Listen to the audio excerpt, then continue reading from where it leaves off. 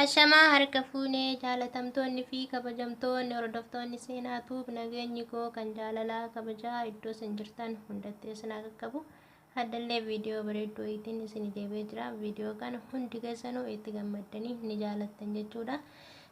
Kan suuraa kanarratti argitan kinoo akkamitti akka hojjedhee fi maalirraa akka hojjedhe viidiyoo itti aanu wajjin ilaaltan jechuudha. Kanaafuu bu'aan isaa maaloo kan jettan ta'e rifeensa keessan kan isin jalaa jajjabaatu. Kafiixeen isaa goggogu kan caccabu kan isinirraa bubuqqa'uu fi kan isin dheerachuu didallee akka dheeressuudha jechuudha. Bu'aa baay'ee qaba. Kanaafiyyuu isa forforillee ni balleessa. Forforiin badus ni deebi'a garuu ni balleessa yeroodhaaf isin itti deddeebitanii fayyadamuu qabdan jechuudha. Kinoo baay'ee lallaafaa akkuma argitan kanattiyyuu baay'ee das nama jedha. Gara viidiyootti isin dabarsa. Akkasuma gara viidiyoo yeroo isin dabarsu warroonni chaanaalii kanaaf haarawaa taatan subscribe, like, comment jalatti nu jajjabeessuu fi share gochuun hin dagatinaa. Afaan turaan gara viidiyootti isin dabarsa. Kinoo gara walitti nannaquutti yeroo geenye jechuudha. Walitti daddabalu. Avokaadoo isin barbaachisa. Toni killeedha. Killee isin barbaachisa.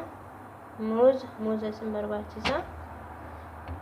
Qibaatii baatikaa kana yoo qabaattan isatti dabalatan jechuudha. Waan qabdanirra zayiniti yoo qabaatan ka qabdanirra yoo san hundayyuu dhabdan olaayif walii yookiin ammoo zayitoota isa jennuun san itti dabaltan jechuudha. Kuni damma maankaa guddaa tokko itti dabaltanii amma walitti daddaballa. Amma kana walitti daddabaluuf deemna. Kan itti fayyadamtan muuza gimmaasha isaa nuus itti fayyadamtanii avokaadollee nuus itti fayyadamne maankaadhaan akkanatti keessaa baasattanii nuus isaatti fayyadamtanii guddaa waan ta'eef jechuudha. Akkuma argitan baay'ee guddaadha. Isin akka barbaaddattanitti keessaa guurrachuu hin dandeessanii.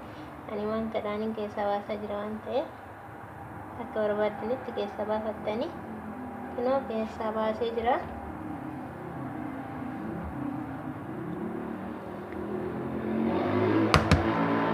Killee guutuu ishiitti dabaltanii argitan killee guutuu ishiitti dabalatan jechuudha.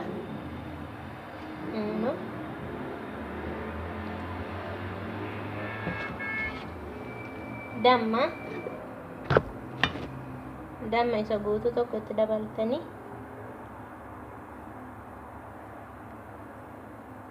kinu guutuu isaatti dabalatan jechuudha. Qabdan irratti dabalachuu dandeessan waan isin jedhe ana mootiyyuu olaayivii kanan jaalataayyuu garuu onnidha afuuraaf tana wayya jechuudha. Ka barbaadan itti fayyadamtanii waan ani isa kana jaaladhuuf sitti dabaladha. Waan qabdan irratti dabalachuu ni dandeessanii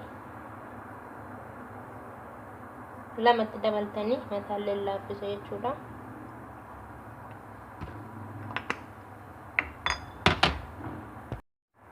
Sambooda egaa walitti nannayitanii iddoo miksii ta'u kanatti dabalattanii kana qaba. Sambooda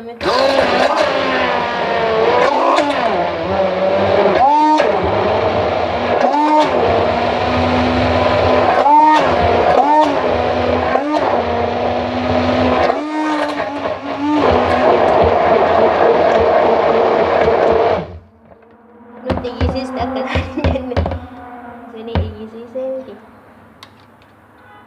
Kinoo baay'ee isaa bareeda. Bifallee baay'ee bareeda qaba.